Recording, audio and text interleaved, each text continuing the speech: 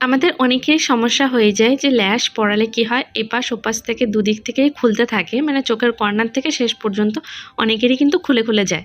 তো সেটা অ্যাপ্লিকেশন করার নিয়মটা তোমাদের দেখিয়ে দিচ্ছি। এইভাবে তোমরা অ্যাপ্লিকেশন করবে, দেখবে তোমাদের ল্যাশটা আর উঠবে না। ল্যাশটির প্রথম প্রান্তে এবং শেষ প্রান্তের মধ্যে আমরা ল্যাশ গ্লুটা বেশি করে লাগাবো।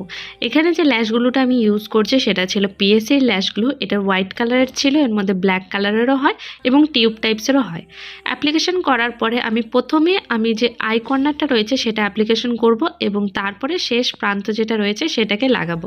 তারপরে যে কোনো তোমাদের মেকআপ ব্রাশ দিয়ে বা যে কোনো জিনিস দিয়ে তোমরা এটাকে একটু ফিক্সড করার জন্য জাস্ট একটু ট্যাপ ড্যাপ করবে, দেখবে এই জায়গাটা ফিক্স হয়ে গেছে। এবং ফিক্সড করার পরে কিছুটা টাইম দেবে যাতে সেটা শুকিয়ে যায় এবং ল্যাশটা যাতে ফিক্স হয়ে যায়।